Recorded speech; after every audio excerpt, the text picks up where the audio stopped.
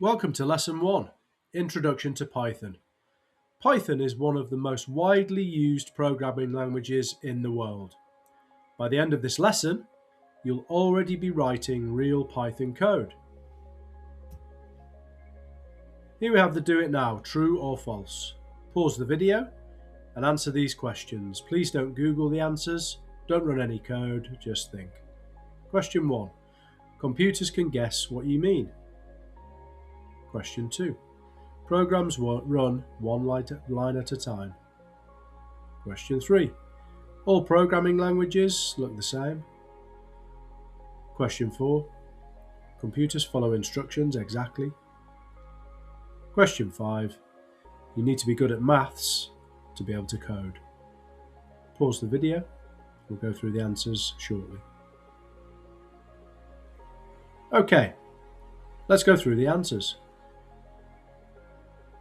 Question number 1 is false. Question number 2 is true. Question number 3 is false. Question number 4 is true. Question number 5 is false. That last one really matters. Coding is about logic and not mathematical ability. Let's have a look at the objectives.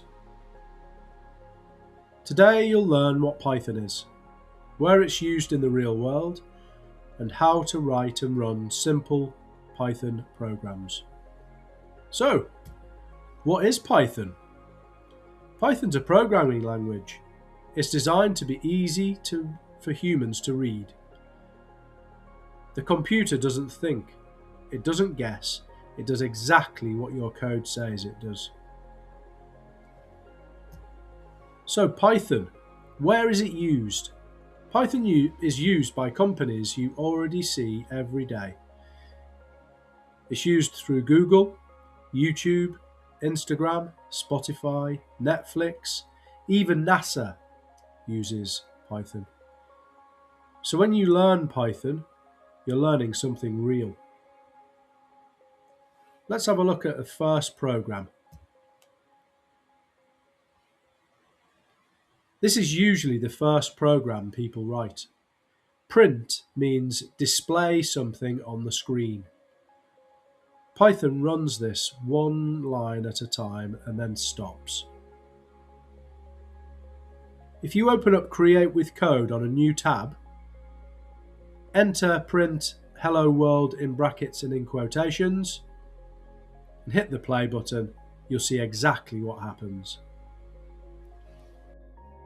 So if we type out print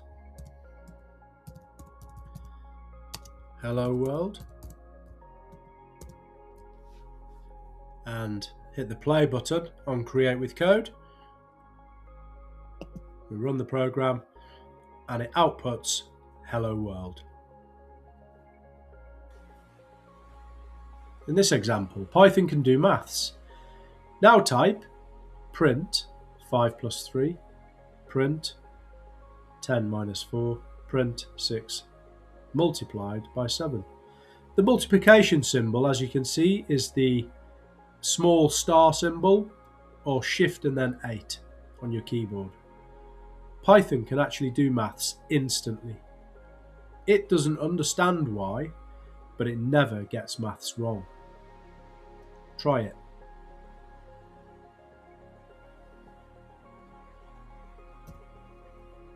Example 3.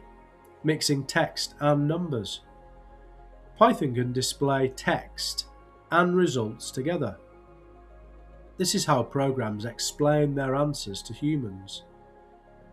Text is called a string, and the results together are called integers or ints.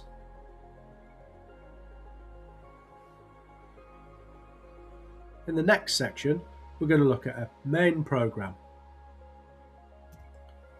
This program stores numbers, adds them together, and then prints the results clearly. These variables can be changed, and the program will still work. Let's have a look together. Okay, let's code. So, number 1. equals 10. Number 2 equals 5. I'm going to have to create a variable called total, which is going to equal number 1 plus number 2. And then I'm going to print out the total string, and then concatenate that. Concatenate just means joining strings with this variable. Let's see the result. So the simple output or print is total is 15. So what I'd like to do now is have a go at changing the two numbers and see what happens. So I'm going to change this value 10. I'm going to change this value to 30. And I'm going to change number 2 value to 125. And what I'm going to do is see what the output comes out as. So you can see that Python does the maths for you in this program. The total is 155. Let's see what else we can change. Instead of a plus, I'm going to do a minus. Let's try and predict this time what's going to happen. Pause the video for 5 seconds. Okay.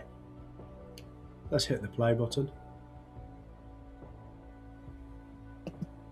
So we've ended up with a negative value, negative 95. Let's see what happens if we change this to 125. Predict what's going to happen.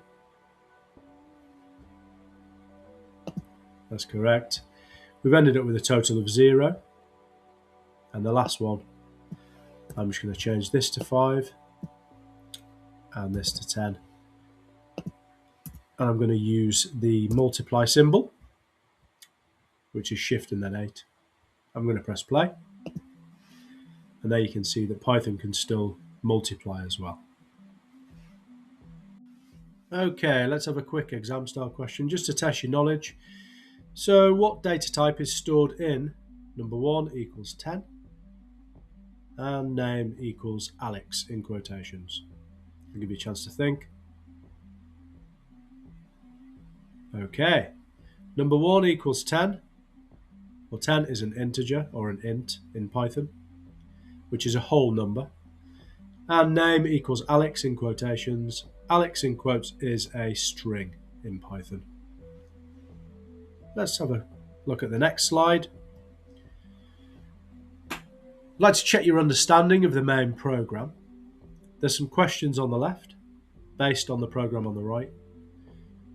Question 1. Which command displays text? Question 2. Which lines store numbers?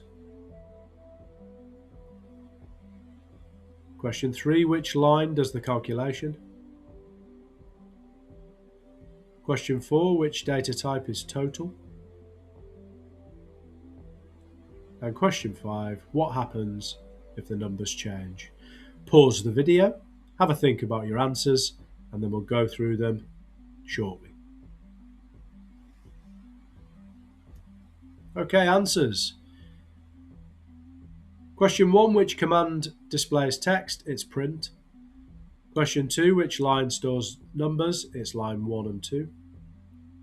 Question 3, which line does the calculation? It's line 4. Question 4, which data type is total? Total is a string.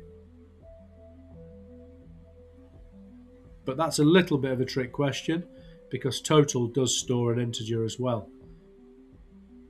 What happens if numbers change? Well, the total changes as we saw previously. Thanks a lot for taking part in the lesson. I'll see you next time. In the next lesson, we're going to look at sequencing and why the order of your code matters.